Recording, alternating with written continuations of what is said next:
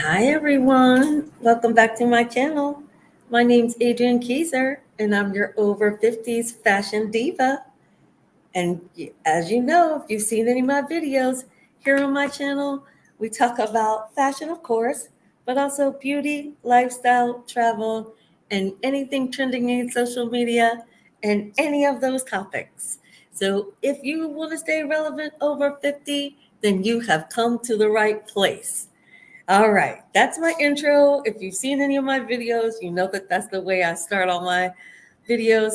I wanted to go ahead and we're using StreamYard again this week. I'm still getting used to it. I'm loving it. I'm just still getting used to it.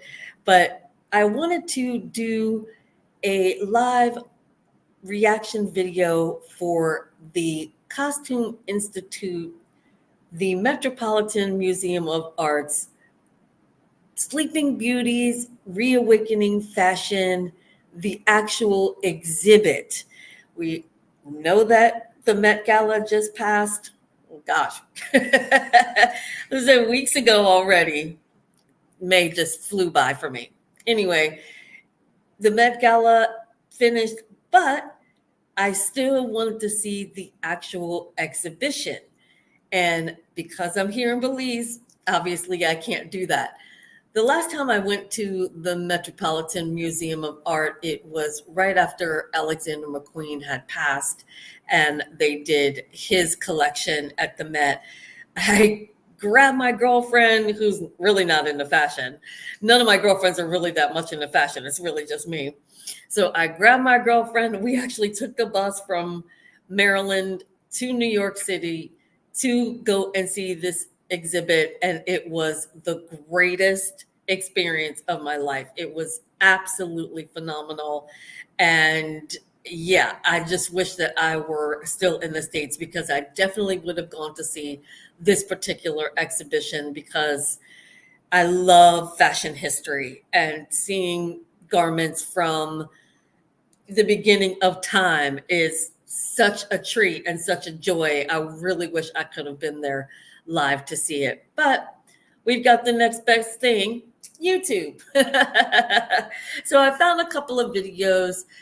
One, I believe, is sort of behind the scenes with the actual curator of the exhibit. And also, there is another longer video that I believe is actually going through all of the pieces of the exhibition. So I'm really excited to see it, although I wish I could be there in person. But I digress. I was going to just do those two videos, but then something popped up on my recommended for you here on YouTube, and that was the Louis Vuitton cruise collection, which I know you're going, didn't you just cover that? I thought I had as well, but apparently there's a new collection, and I watched like the first couple of seconds just to see if it was the same collection as the one that I just covered, and it doesn't appear to be. So we're going to go ahead and tack on at the end of this video the Louis Vuitton cruise collection. And another reason I want to do that is just to stretch the video out to a length that the algorithm gods are going to be happy with. So, all right, we're going to go ahead and get started. But you know me, if I'm doing a live, there's got to be cocktails. So I'm going to go grab a drink and be right back.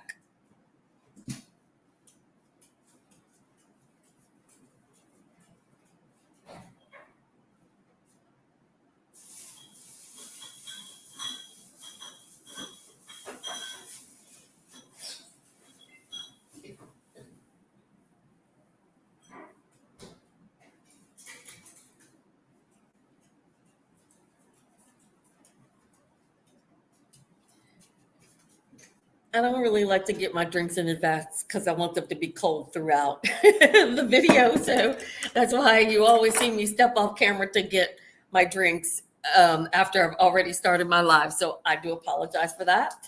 Now, this is a Belizean beer. This is made here in Belize. It's called Bailekin. And so that's what I'm going to have tonight. I ordered some dinner earlier and ordered a few beers. So let's get started onto this first video.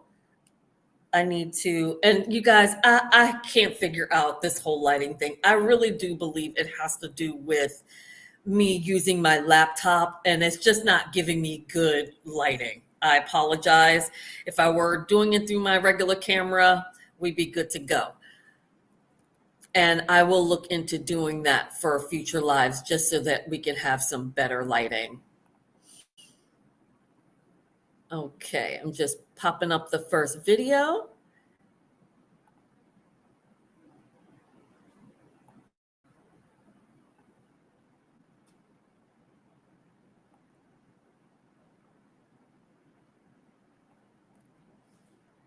Also, I noted the last time I did my live, I had the volume of the video up too loud that you couldn't hear my commentary.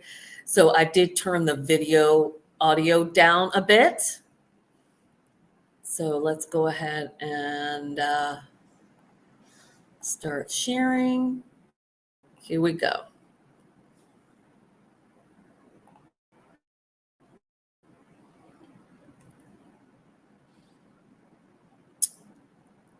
As you can see, this is called Inside the Met Exhibition.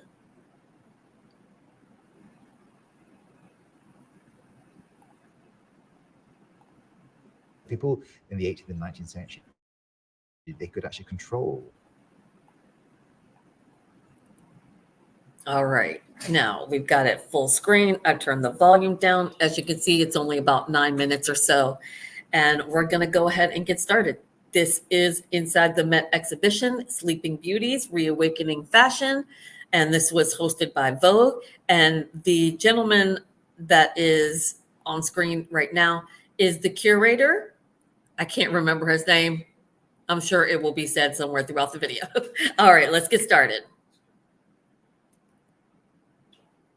People in the 18th and 19th century, they could actually control the sound of the clothing. And it was part of the art form of fashion, was to control how your garment sounds.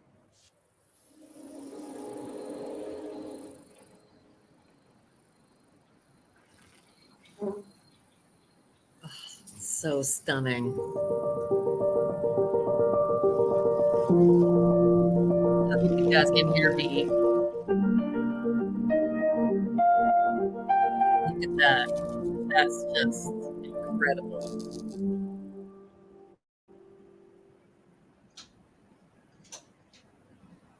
Sleeping Beauties is a collection-based exhibition, so it's focusing on our permanent collection. And the idea is to reawaken Bolton, that's his garments name. in our collection through the senses. I heard a young girl, probably 9 or 10, asking a security guard, why can't I touch this? Which is a completely normal question for a 9-year-old in a museum context. For young children, try to deconstruct museum etiquette to make it more accessible to a younger audience. In a way, this was the most ambitious show we've done, because narrative and interpretation is really what a curator does. But try and sort of resurrect and reawaken garments in our care is something that has been challenging in terms of trying to control notions of preservation and conservation, but still keeping an accessibility, a sensorial access to garments. Fashion is such a living art form, and when a garment enters the collection, its status changes irrevocably. It can't be worn, it can't be smelt, it can't be heard, it can't be touched. And in the exhibition, some garments are so fragile that they can't even be worn on a mannequin. So they're lying flat in the exhibition. We've thought of ways to try and reawaken the three-dimensionality of those garments. The reason that this piece was selected to be a Sleeping Beauty is because of its inherent vice. This is a quality of an object, whether it's relating to its materials or its construction, that is inherent to the object, but causes it to degrade over time. So the inherent vice in this garment in particular is the weighted silk that is the entire piece is constructed out of. It's almost like their last gasp of being seen by the public. So we're constantly trying to balance that display of these objects sometimes it's the mundane, the rolling of tissue that becomes a very specialized skill that people often don't think about. Like, we're good at crafting out of paper because of the unusual objects that come our way.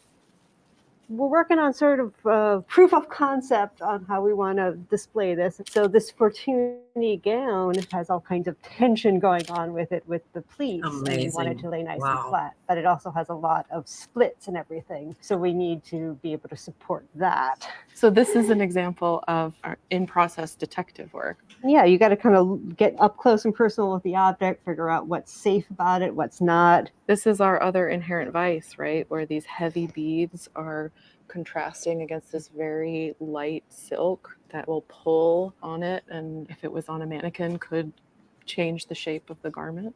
She's not going out and partying tonight. She's had a life.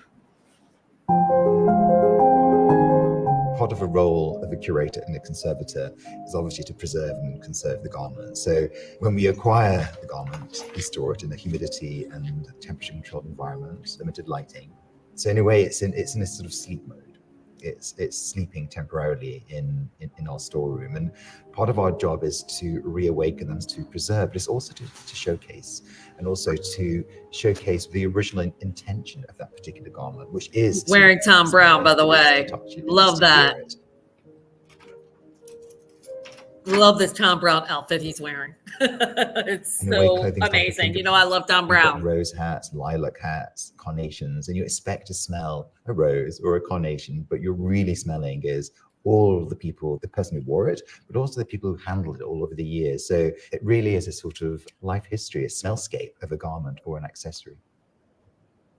It's a little bit ironic that, we're creating these digital representations of the objects to preserve them, but it's sort of at the cost of preserving the physical object. So that's something that you really have to think about. What serves the public interest more, preserving the physical object or having people have a different or more intimate relationship with the object through some, created experience? So these two necklaces are by Elsa Schiaparelli. They're from her pagan collection from 1938. They're made of cellulose acetate.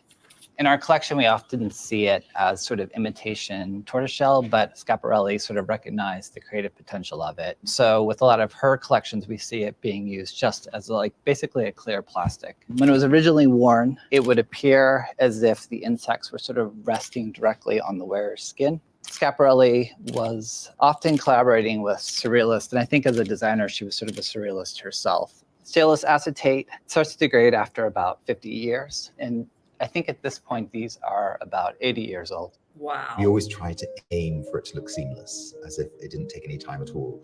But it takes a full year, from beginning to end, really, in terms of the conceptualization of the exhibition to the final realization within the galleries.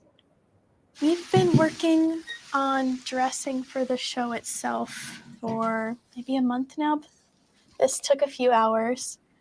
There's a piece of hard plastic that's the mannequin itself. That's kind of a ring that's attached to the back, but this sort of soft part of the ruff wouldn't stay up. So it has this clear piece of plastic underneath. And then there's a few little anti-pins, which are pins that are used for taxidermying butterflies. So they're really thin. That was maybe 3 or 4 hours of my day last week, was just getting this looking nice, but it's worth it because I love Westwood. We don't do any alterations to the art objects. We really want to have them stay in the same condition that they were in the whole time. So because of that, we will not be doing any sort of alterations to the garments to fit the mannequins. Instead, what we'll do is make modifications to our mannequins in order to display the dresses. It's taken months to actually get the mannequins to that state, creating garments that look like specimens in a bell jar.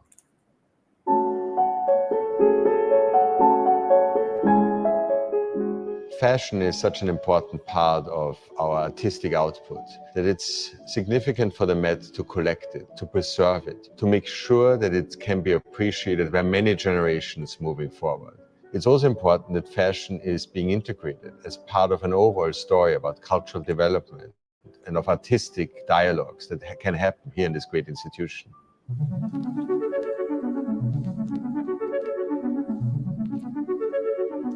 The museum is definitely a celebration of the real, especially also the Met Gala in that context is also a celebration. It's a celebration of fashion. It's a celebration of the arts in the broadest sense. It's also a celebration of communities, especially also communities here in New York. I've always been quite reluctant to include technology actually within exhibitions because I want people to focus on the actual clothing as artworks. But in this particular case, it's how do we direct visitors' gaze and make that sense of sight heightened? And how do we amplify that? It's just keeping your eyes open and your heart open in a way so that you're always open to ideas and open to change and open to progress and open to different ways of seeing the world. I think it's really important to just have your eyes as open as possible.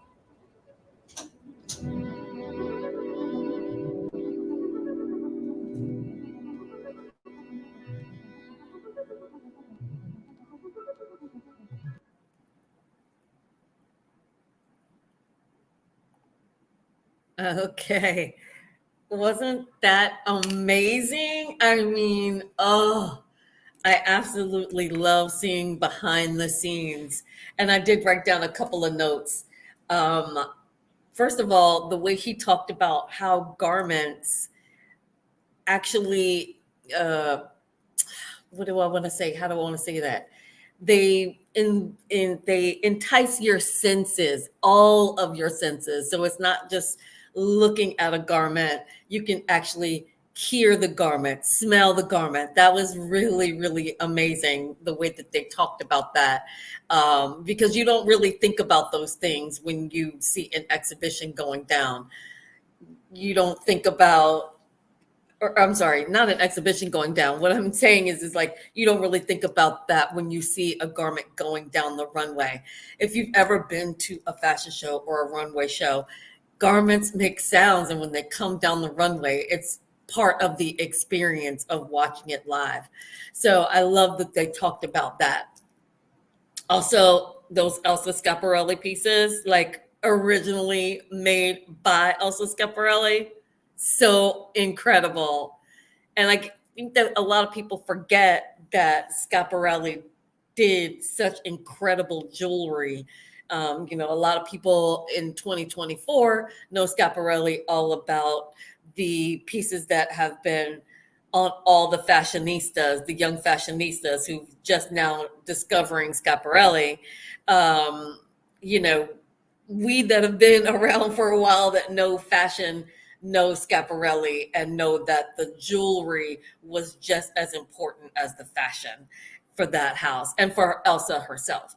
I also put down there, oh, didn't you love watching how they actually do the preservation of the garments?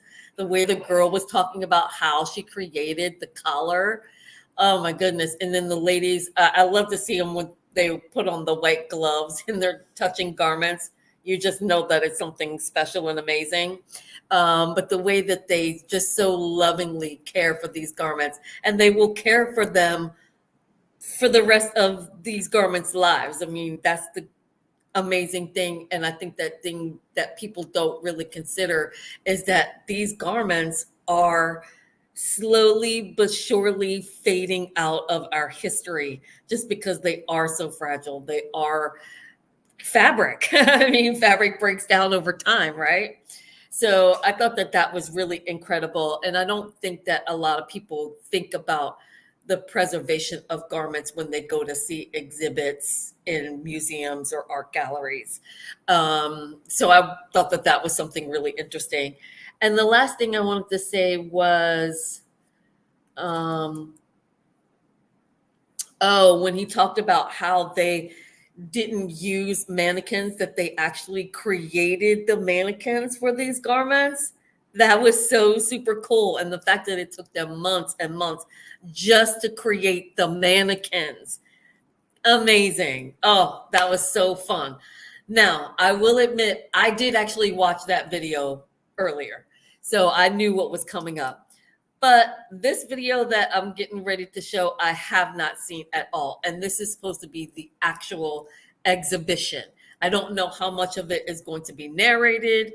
I don't know really anything about it. So we're going to discover together. All right, let's get started.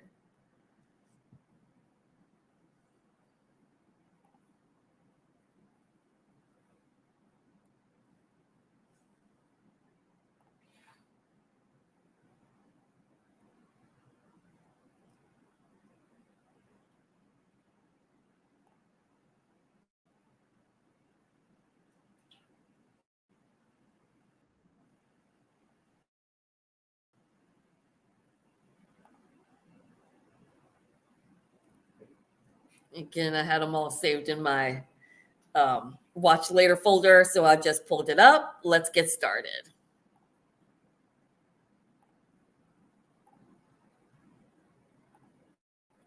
Okay, sharing with you all.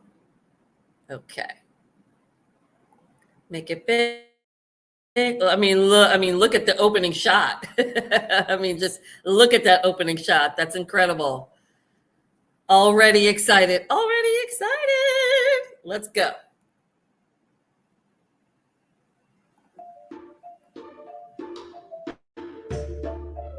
The Queen. Here we are in the exhibition Sleeping Beauties, Reawakening Fashion, and I'm delighted to take you on a tour. When an item of clothing enters the Costume Institute's collection, its status is changed irrevocably. What was once a vital part of a person's lived experience becomes a lifeless work of art that can no longer be worn, heard, touched, or smelled. The exhibition endeavors to resuscitate garments in our permanent collection by reactivating their sensory qualities and re-engaging our sensorial perceptions. It aims to extend the principally visual readings of fashion within museums to multisensory and non-visual interpretations. The show unfolds as a series of case studies united by the theme of nature.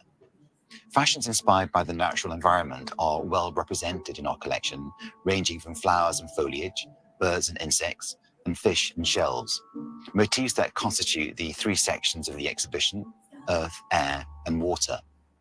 In many ways, nature serves as the ultimate metaphor for fashion, its rebirth and renewal, but also its transience and ephemerality. These latter qualities are evident in the Sleeping Beauties that ground several of the case studies, which are self-destructing with the passage of time. Let's begin the tour. The first dress we encounter in the exhibition is a sleeping beauty that's suffering from inherent vice, which is a term conservators use to describe a quality intrinsic to an artwork that is the very cause of its ruin. In clothing, inherent vice stems from a variety of factors, including the materials themselves, which is the case with this remarkable ball gown by Charles Frederick Worth. As you can see, the pale green satin has suffered catastrophic loss of its vertical warp threads, resulting in large areas where only the horizontal weft threads remain. In contrast, the ivory satin is still robust despite similar wear, which suggests that there's an inherent weakness in the green fabric. Unfortunately, there's no current conservation treatment that can fully stabilize the satin. The extreme fragility of the gown precludes it from being dressed on a mannequin, so in the exhibition it's displayed flat in a glass case, like all the other Sleeping Beauties. And while conservation-friendly, this display denies visitors the truest expression of the dress, which requires the dimensionality of a body. To simulate its intended appearance, we virtually resurrected the gown through a Pepper's Ghost hologram. To achieve this, the dress underwent an extensive regimen of digital scanning, photography, construction analysis, and pattern making, and then the content was manipulated to fit a digital avatar. The gown was designed to be worn to a ball, so we decided that the Pepper's Ghost should dance, which involved motion capturing the movements of a professional dancer and applying them to the avatar. The first section of the exhibition, Earth, is a celebration of flowers in fashion, an exploration of their representation and symbolism. And here we are in a gallery entitled Blurred Blossoms. Floral imagery was the most popular source of patterning for dress in the 18th century, as seen in this robe à la française, dating to around the 1750s and 1760s. The blurred pattern of flowers achieves its painterly effects through a labor-intensive technique known as chine à la branche. It was perfected in Lyons during the first half of the 18th century and involved dyeing groups of warp threads, known as branches, before the fabric was woven. During the weaving process, the slight pulling of the thread created a hazy appearance, resembling watercolor. In motion, chine silks created a rustling sound known as scroop, which is a combination of the words scrape and whoop, which visitors can hear resonating in the hallway.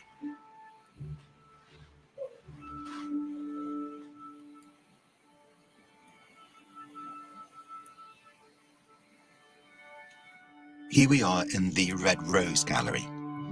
There are few flowers, if any, that have been more lauded by poets and painters than the red rose, who have invoked the flower as a symbol of love, beauty, romance, passion, and sexuality. The rose has been equally embraced by designers, as seen here in a few examples that are sartorial sonnets and sculptures in and of themselves. Wow. Philip Tracy's headpiece evokes the flower's fragility, as visualized in the animation and as realized in the Sleeping Beauty, whose smell molecules emanate from the tubes on the wall. Oh, wow. The headpiece is sculpted out of red silk duchesse satin for the flower head and green silk polyester satin for the stem, which features real acacia thorns. Yves Saint Laurent's evening dress from his debut collection for Dior is a tribute to Christian Dior himself, who had a passion for both roses and the color red. Saint Laurent integrated other elements of Dior's stylistic lexicon into this homage, such as the asymmetrical sweep of the bodice, with its virtuoso wet drapery and spiraling effect, which gives the illusion that the dress is made from one continuous length of fabric. Molecules from the dress can also be smelled through the tubes on the wall.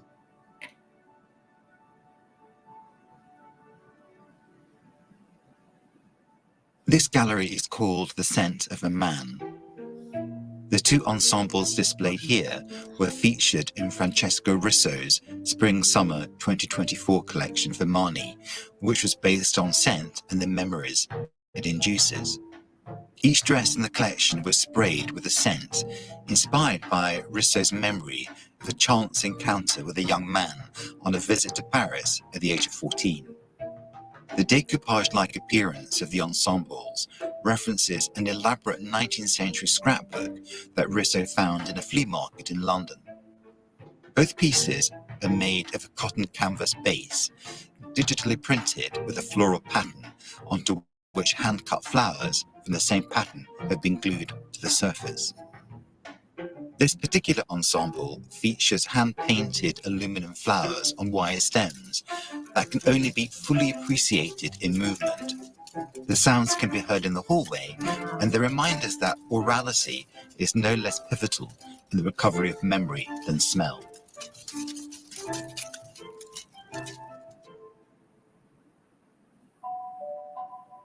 Here we are in the gallery, The Garden, and the gallery actually appears like a garden, planted with hats and dresses blooming with a wide variety of flowers.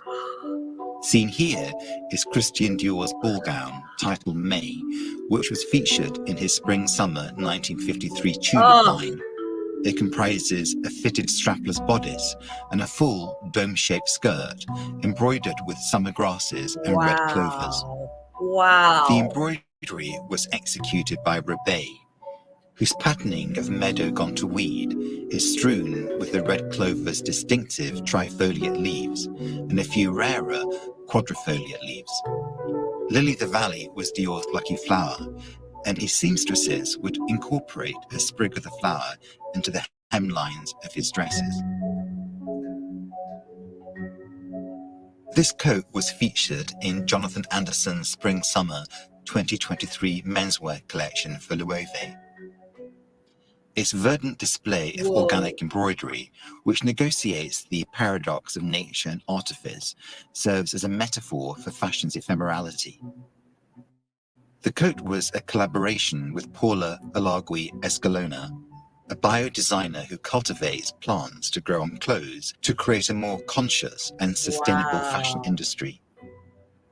She planted the coat with oat, rye, and wheatgrass, which took 20 days to grow in a purpose-built greenhouse, as seen in the time-lapse video. Here we are in the gallery, The Garden Live, and this particular case study is a transitional gallery between the earth and air themes of the exhibition and explores the abundant life of gardens. Gardening and embroidery were closely related in the late 16th and early 17th centuries, with each discipline borrowing from one another. A style of gardening known as embroidered became popular throughout Europe, imitating the type of needlework seen on garments like this embroidered women's waistcoat from 1615 Wow. to 1620. The embroidery presents a vision of an English garden seething with vitality. Strawberries ripen, pea pods burst open, and birds snatch at dragonflies. This dynamic Arcadia is brought to life by the animation projected on the dome ceiling. Some of the tactile experience of wearing such a densely embroidered garment is also writ large on the gallery walls. This dress by Karl Lagerfeld for Chanel is directly inspired by the embroidery style of the women's waistcoat. Lagerfeld was an incurable, if somewhat subversive historicist, and here he combines the lavishness of English Renaissance embroidery with the House of Chanel's most recognizable icon, the double C logo. Oh, wow. I didn't even get that. Whoa, that was cool. Here we are in the gallery Beetle Wings. Beetles account for about 1/4 of all animal species on Earth, and humans have employed them as ornamentation for centuries. The garments displayed here engage variously with this legacy of adornment. Wow. They range from the hyperreal, as with Olivia Cheng's organza dress covered with whole jewel beetles sustainably harvested, to the abstract, as with Dries van Noten's ensemble decorated with synthetic beetle wing sequins. Van Noten's ensemble was inspired by Jan Faber's 2002 installation, Heaven of Delight, in the Palais Royal in Brussels, in which the artists cover the ceiling with over 1.5 million elytra, an effect simulated in the animation. Wow. Here we are in the gallery Butterflies. McQueen. Butterflies have fluttered onto the pages of poets in countless euphoric and enigmatic metaphors, but perhaps the most universal is transformation, stemming from their unique life cycle, from caterpillar to cocoon to butterfly, figuratively embodying life, death, and rebirth. Displayed in the center of this gallery is Sarah Burton's butterfly dress, which was featured in her debut collection for Alexander McQueen after its eponymous founder and Burton's mentor took his own life 8 months earlier. The dress is veneered with turkey feathers cut, dyed, and painted to emulate the iconic pattern of the monarch butterfly. I didn't the know monarch that. symbolizes hope, resilience, and endurance, encapsulated in its annual 3,000-mile migration across North America, a journey evoked in the animation filling the gallery.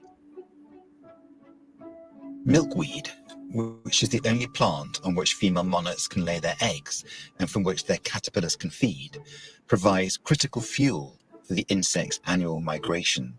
Hilary Taymor celebrated this unique relationship forged by nature in her Cleaner Strada Spring-Summer 2023 Got Milkweed collection, which featured the dress displayed here, made from dead stock silk organza. Wow. The collection was shown at the Brooklyn Greenway Initiative's Naval Cemetery Landscape, which is an official monarch sanctuary. Charles James both reflected and realized the butterfly's ephemeral beauty in his iconic butterfly ball gown from 1955. It comprises a body-hugging chrysalis sheath of pleated silk chiffon over a silk satin ground and an exuberant winged bustle skirt of nylon tulle. As its Sleeping Beauty doppelganger reveals, however, the fragility of its materials combined with the volatility of its construction foretells its inevitable demise. While the damaged garment was used as a showpiece by both the designer and later by museums, the other was worn only a few times and stored carefully in the owner's closet for nearly 60 years. Wow. Balmain. The After butterfly having piece. gone through the gallery birds, Bird we're now piece. in the gallery The Nightingale and the Rose. And when the moon shone in the heavens, the nightingale flew to the rose tree and set her breast against the thorn. No, Elizabeth Dobrecki. She's This the arresting neckpiece by Simon Costin comprises interlocking briars of patinated brass enclosing the body of a taxidermy nightingale. It was inspired by Oscar Wilde's 1888 fairy tale, The Nightingale and the Rose, in which a nightingale pours out its lifeblood by piercing its breast on the thorn of a rose bush in order to produce a perfect red rose for a lovesick boy. Surrounding Costin's neckpiece is an amphitheatre of millinery spanning the time of Wilde's fairy tale through the early 20th century, forming a macabre index of both brutality and creativity. This cruel vogue, which resulted in hundreds of thousands of birds being killed annually, resulted in the formation of protectionary organizations such as the Audubon Society in the United States and the Royal Society for the Protection of Birds in England. wow. In the next few galleries, we move into the theme of water. This particular case study explores the enduring appeal of seashells, which in part stems from their ability to amplify ambient noise frequencies. Alexander McQueen exploited the inherent resonance of shells in his razor-clamp dress, which can be heard in the hallway. The dress was featured in his Voss collection, Yeah. which related Victorian depictions of insanity to the sublime beauty of nature. Here we are in a gallery called The Siren. In her original incarnation, the mythological siren was portrayed as a bird woman. By the 7th century, she was depicted with a fishtail, and by the Middle Ages, her reputation as a deadly, sea-dwelling seductress was firmly established. In much of Africa and the African diaspora, the archetype of the siren finds a correlation in Mami Wata, whose origins can be traced to ancient African water spirits. Her regional analogue, Mongwa Weletsa, inspired T.B. Magugu's Shipwreck Ensemble. Its print derives from Louis Le Breton's engraving, The West Indies Hurricane of 1780, which depicts ships mid-capsize, a scene evoked in the film projected in the gallery. Wow. Mami Wata's intangible form is also realized in Torishiji Dumi's ensembles. Wow. Both are made from dead stock offcuts, pieced together on the bias and finished with overlock stitchwork to create a rippling effect that manifests a human-fish hybrid.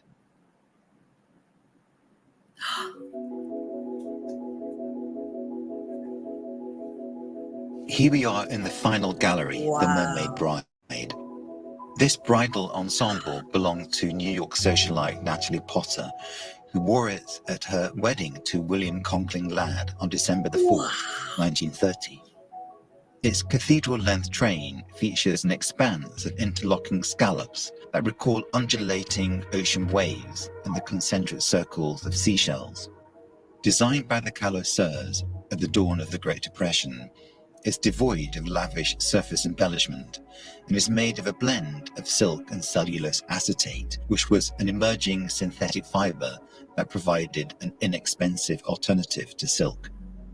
While the overblouse recalls the androgynous silhouette of the youthful 1920s garçon, the skirt with its elongated hemline anticipates the more mature and feminine aesthetic of the 1930s. Potter posed in her wedding ensemble for a portrait by Adolphe de Meyer that's displayed on a screen in the gallery. Visitors can find out more about Potter, her wedding, and her ensemble by scanning the QR code on the screen to converse directly with her using artificial intelligence. Do it now. You can probably do it off my screen. The ultimate ambitions of the exhibition are more long-term than short-term. They include extending the principally unisensory visual readings of fashion within museums to multisensory and non-visual interpretations. and also realizing the essential preservation and conservation needs of costumes while still creating sensorially experiential and enlightening exhibitions that encourage personal and participatory connections. This exhibition reminds us that the featured garments, while destined for an eternal slumber within the museum walls, don't forget their sensorial histories. Rather, they're embedded within the very fibers of their being and simply require reactivation through the mind and body, heart and soul of those willing to dream and imagine. We hope you enjoy their temporary reawakenings.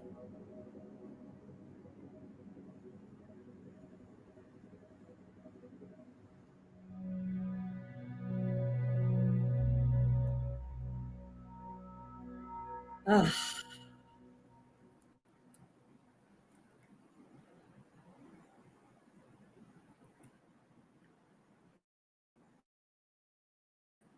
What is going on, everyone? It's Will Mitchell here, and what is going on, everyone? It's Will Mitchell here, and sorry, guys. If you are ever interested in coming to Belize, check out Will Mitchell. I watch his videos a lot. All right, we're going to stop sharing, and I've got some notes. I've got a few notes. Listen, wasn't that amazing? I just, whoa. I have so many things to talk about. First of all, I'm sorry I had to go off camera for a couple minutes because I was having a hot flash and I needed to get in front of my air conditioning. Then I had to pull out the neck fan. Okay, so let's start with my first note, which is about the senses. I didn't know that. I didn't get that that was part of the exhibit.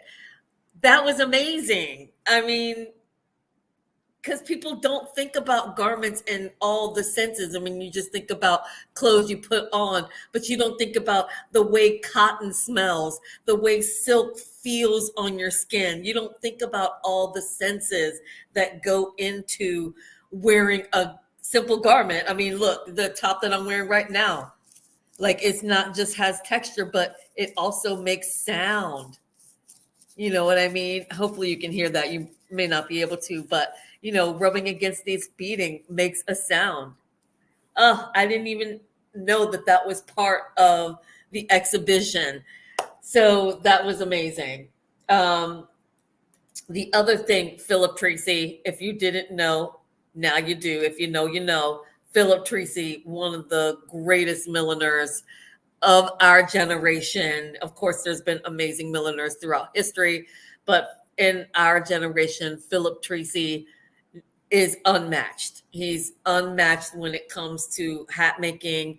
He's the greatest. He worked with Alexander McQueen, the actual Alexander McQueen, before he passed away. They were very close. They collaborated a lot together. So I loved that many of the hat pieces in the exhibit are Philip Treacy's pieces. Love that. Love that for him. The rose, we all know that the rose is a huge trend for 2024. So to bring it into the exhibition was genius. Now, it's one of those chicken or the egg situations. I don't know which came first. Was it because the people that are really behind the scenes of fashion knew that this exhibit was coming and that's why rose became such a big trend? Or was it just, you know, a coincidence? Was it just a coincidence? Or did the Costume Institute actually incorporate it because rose was such a big trend for 2024? Again, chicken or the egg. Love that. Also, the Marnie dresses, come on. If you didn't see the Met Gala, Nicki Minaj stole it. Unfortunately, I didn't see her on the carpet. She must have come at earlier or later, before it aired, after it aired, whatever the situation was.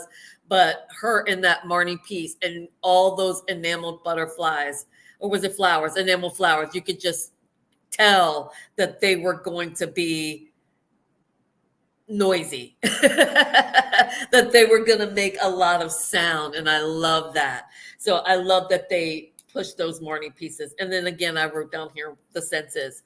The other note that I put down was seeing it as an exhibit online as opposed to in person. It has its goods and bads. Let's start with the bad. For me, the bad was really that you didn't get to walk around and read all of the text for each of the pieces. I kind of missed that part of it. And also seeing every single piece, obviously, because it would have been forever if they showed every single piece. And they did actually, I mean, they did show every single piece, but not in the way that you would experience it live. When you sit there and you get to read all the information about the piece, the background, why they included it in the exhibit. I kind of missed a little bit of that. On the other side of that coin, what I loved about seeing it and watching it as a video and online is, one, it's Andrew Bolton, actually the curator of the exhibit, doing the commentary, doing the narration. He, I'm sure, picked the best pieces to talk about. You know, his favorite pieces of the collection are probably the ones that he highlighted in the video. So I love that aspect of it, that it was really the curator's perspective. It's kind of like when you watch the director's cut of a movie. You know what I'm saying? Let's see, what else did I put on here? The other thing is that nobody's in your way.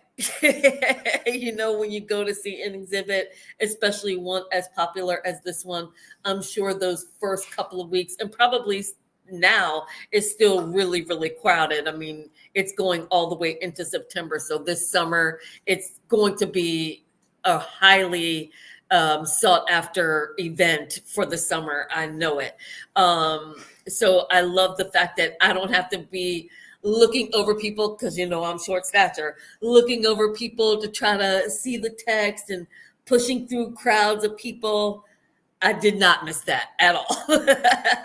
I love being able to really get up close and personal to the pieces in a way that you wouldn't be able to if you went to go see it in person. You're not going to be able to get up close to those gowns and see that level of detail as they showed on the video. So I love that aspect of it. Let's see. I think that was pretty much it. Oh, and I was screaming out Dobrecki. I don't know if you heard me scream that out, that she did a little small piece in there. And if you don't know who she is the woman that played Princess Diana in the Netflix series, The Crown. So I thought that was really cute. I put on here the McQueen shell piece. I actually watched that when it aired. I mean, when it was live, you know, I saw that gown go down the runway. It was amazing. Not in person, but later on in photos and later on in videos, I got to see that gown live in person. It was amazing. Oh, the other thing I was thinking was about Tom Brown. Listen, I know I'm a little bit obsessed with Tom Brown. If you haven't noticed throughout my videos, I'm a bit obsessed with Tom Brown. And I love that Andrew Bolton was wearing Tom Brown in both videos. Love. But I was curious as we were going through and I was screaming out, Balmain, Balmain. That Balmain jacket was the yellow jacket with the black birds on it. And it got me to thinking about Tom Brown's latest collection, all surrounding the Raven. And I was wondering, because Tom Brown is a member of he's actually the CEO, or he's like really high up. He's really high up in the, oh goodness, I didn't even realize that this one light was not on. He's really high up in the fashion world. And so I was curious to find out if he knew that collection was coming and decided to create his collection. You know what I mean? As part of it. Oh my gosh. Okay. That was a little better. Sorry. I didn't realize that my ring light wasn't on. So I was curious if he knew about the exhibit and thought, birds, that makes so much sense. I'm going to do my collection surrounding the raven. You know what I mean? I'm just curious. That's what crossed my mind as I was watching that section. So, all right, you guys, we're going to go ahead and get through this Louis Vuitton cruise collection because it's a little bit of a lengthy one. I think it's about 15 minutes or so. So I'm going to go ahead, get that started. But I hope you guys really enjoyed watching the exhibition. It was absolutely spectacular. It was so much fun to watch it. And I hope you guys had fun watching me watch it. And that we all watched it together. So, okay, let's go ahead and start this Vuitton collection.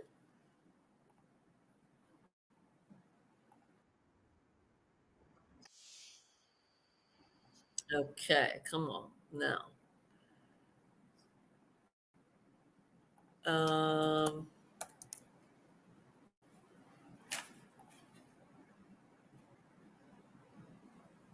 Okay. Streamed 4 days ago. We are on the Vuitton website, on the Vuitton channel on YouTube. So we're going to go ahead and start that. Yeah, I only watched the first 14 seconds. So we are going to watch it together. All right, sharing screen. Vuitton.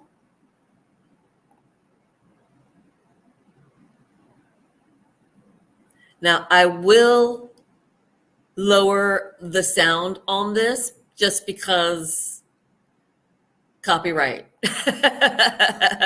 Copyright infringement. So yeah, I think I'm just going to turn the sound off altogether, or maybe just really, really low. Let's try it that way. Okay, let's go.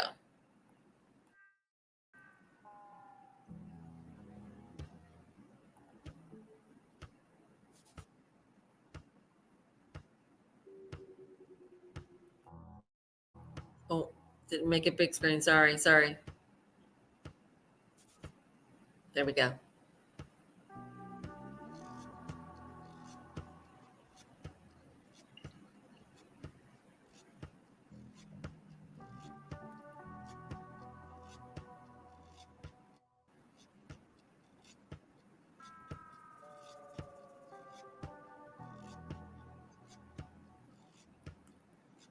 Yeah, I'm just going to turn the sound all the way off.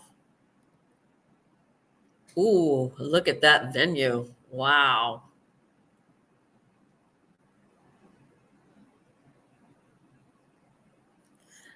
I will say the last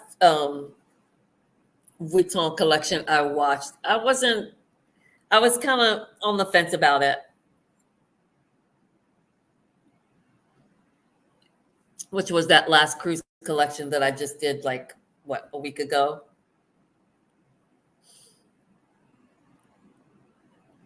You know, I love a hat. Loving the hats.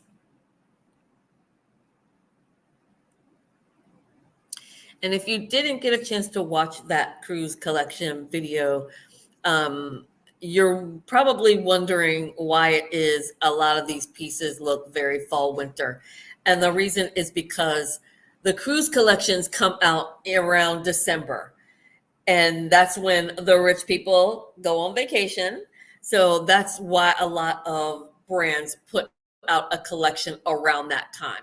Also, it's holiday season, another reason that a lot of these pieces are looking very fall winter as opposed to what you would wear on vacation or on a cruise. Most people think of vacation, you think of the tropics. That's a gorgeous piece, by the way. I love that jacket. The long jacket.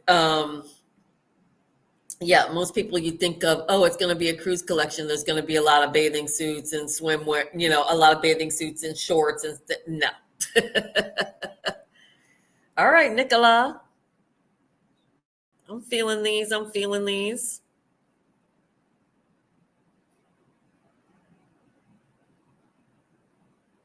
I love that he did this like real sportwear type sunglasses to go with these really luxurious pieces. Very sculptural, very almost couture-like pieces. I'm feeling the silhouettes. I'm feeling the fabrics, the color palette. He's crushing it. I'm also just obsessed with these. And this little baby doll dress, obsessed. Oh, all right. So much stuff going to be flying out of the stores this holiday. This coat is killing me. I love it. So chic. So chic.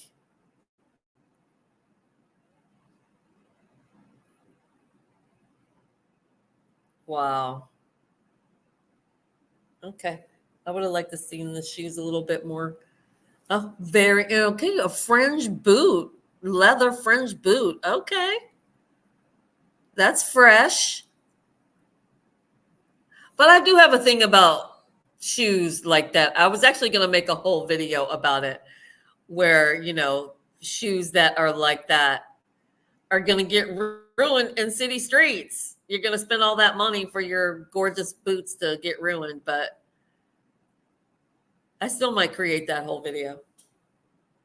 But I know that that's really not a trend until the fall, so that's why I'm kind of holding off on making it. Only a few designers did it for spring, summer, but a ton did it for fall, winter. All right, now you're getting a little bit of the what I'm going to wear to the country club on vacation vibe.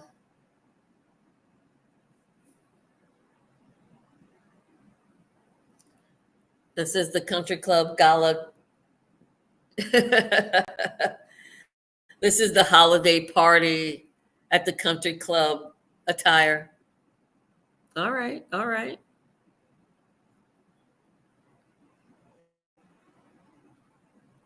Okay. Very unique silhouette to do volume on top and bottom. But it was done in a way that it was proportional, so it worked. Okay. Okay. Little deconstruction. Is that boucle? Is that a little boucle wool piece? Cute.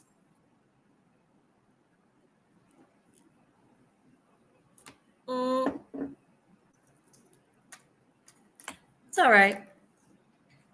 I love the sequin work though. The actual construction is amazing. Okay, he's giving us a lot of fringe. A lot of fringe.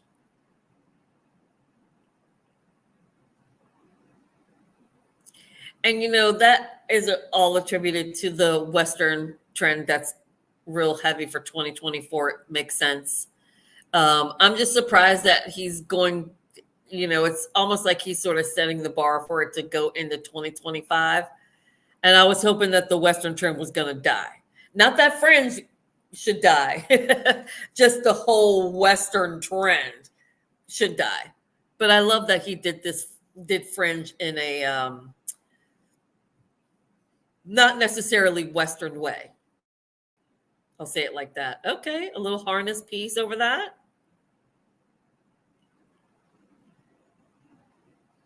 I love this sort of Fry-esque boots with this dress, all the volume.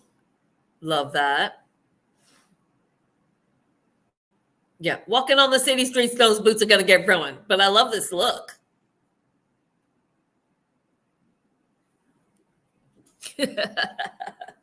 Wow, is that a boot? And then he did it on the shoe? I love his creativity. I might not necessarily love the piece, but that it's something new and unique. That's what it's all about. Something fresh, something you haven't seen. That's what fashion is all about. If it's redundant, I don't like it. Okay, I'm loving these boots. Very equestrian vibe. The coats are fabulous.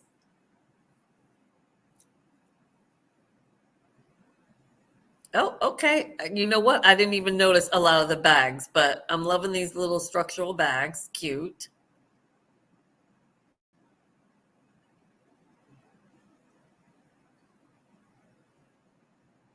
Wow. Look at that belt. Love that. With the little trunk case. Okay. Cute, cute. When I haven't seen one of those little hair things since what, the late 80s, early 90s. Is he going to bring those back? I don't even know if I can explain it. If you know, you know, the little bungee hair things that we all used to wear back in the day. All right, the bags are crushing it.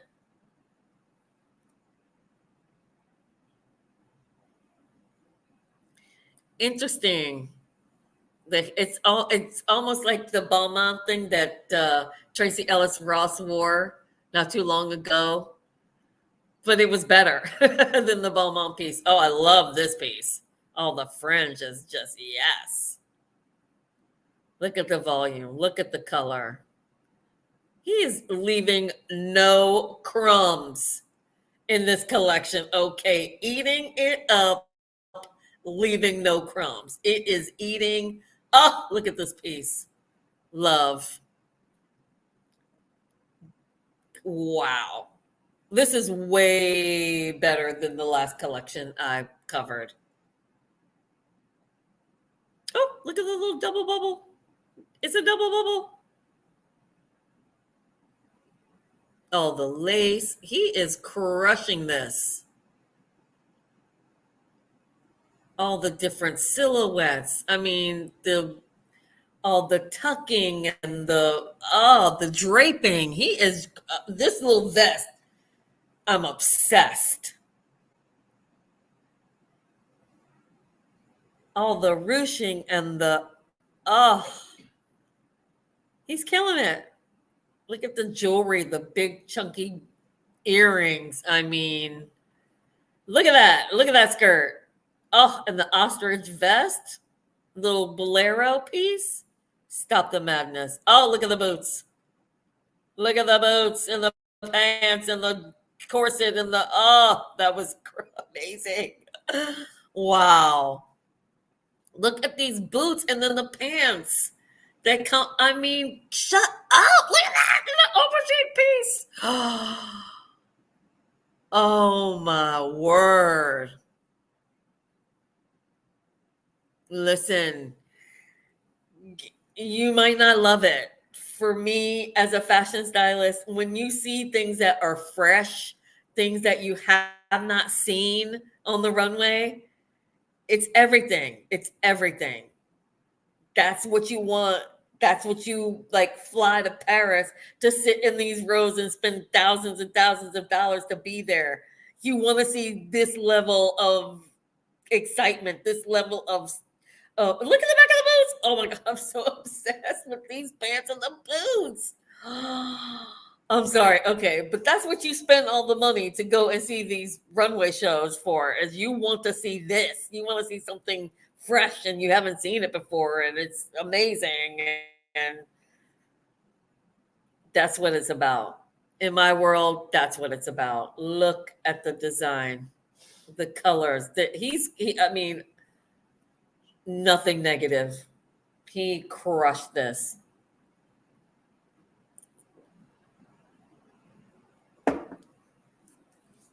Absolutely nailed it. I was a little hesitant on those first couple of pieces, but once you like look at it in context of the rest of the collection, it makes so much sense to start with those pieces. Beautiful. Beautiful. Those vests, I need to know what they are made of with the belt. I mean, that's just, bringing in a different silhouette. I am obsessed. And I'm not usually a person that likes volume on the top, volume on the bottom. One, because I'm small and it doesn't work for everybody. But the way that he did it, so that the length of the boot was really long and the pant, and then gave the top volume like it was a skirt, and then I mean, genius. I am obsessed. That was one of the best collections I've seen in a while. Look at this ostrich piece. This little pullover, long sleeve ostrich. Wow. I'm just obsessed. Look at it. These pieces, I mean, look at this piece. This whole look at the toe. I'm obsessed. And this one, the aubergine top. And then he just nipped the waist in with the belt. I mean, come on. That is genius. That's what you want to see.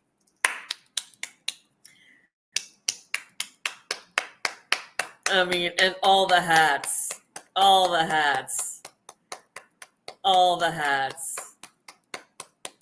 He did that. I mean, look at it. Like, look at what is the fabric? Is it like linen? Is it like a stiff linen? Or is it just the plaid of the actual fabric? I don't know, but I love it. Look at the color palette. Oh, I didn't realize that other piece was ostrich, so he pulled out a lot of ostrich. Okay, like I said, the cruise collection is really about the rich and famous, not really famous, but the wealthy when they go on vacation and what they spend to go on vacation.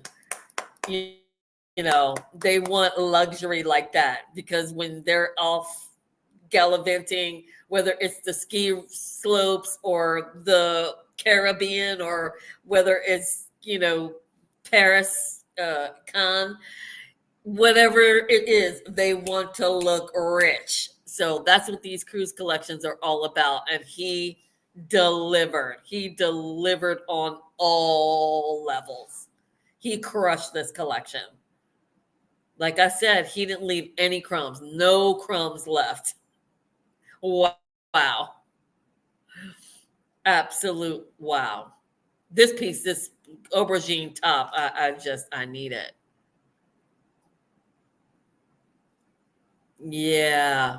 You're seeing all that at the country club come winter. I promise you. It'll all be available in stores. And yeah, the girlies in the front row, they already got their list going. They're already starting their waiting lists. They know they got to order it right away because these pieces are going to fly out. Yeah. That's why you don't get to see a lot of the cruise wear designs in stores. It's really just for the rich. It's really just for the rich. They're the only ones that can afford that. These little hair pieces. Sorry, you didn't get to see it.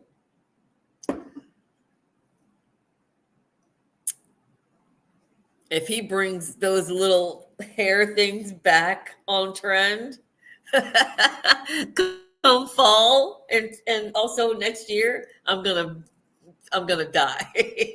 If you start seeing all the girlies wearing those little, I can't even explain it. They look like rickrack, but it's like this plastic piece that you wear around your head. It's like a headband. That's really what it is in essence. It's like a headband. All right, Nicolas, are you going to make an appearance or did I miss it? There is the man. He crushed that. He crushed it. Give him all the applause, y'all. Give him all the applause. Way better than that collection I just covered. Way better. Actually, I think this is probably one of his best collections he's done in a minute. Oh, yes. Look at the smile. He deserves it. Huge smile on the face. He's got a winner. He's got a winner right there. Yeah. Look at him. Look at the people. Look how happy. He deserves all the accolades. I think somebody high up in the company is like, you need to start pumping out some stuff that we can actually sell. It's not just about your art. But this collection, he combined the two. Genius. Absolutely genius. So, okay, let me go ahead and stop share. Now, I don't have any notes since I was actually able to give you commentary throughout the collection. It was awesome. It was really awesome. And it definitely helped me to get over the 1 hour mark on this video. So I really appreciated that. And that's it, you guys. I think we're done. We're going to wrap up the fashion journey for tonight. Thank you all so much for watching. And I look forward to seeing you. Excuse me. And I look forward to seeing you all in my next video. And until next time, stay fabulous. Bye.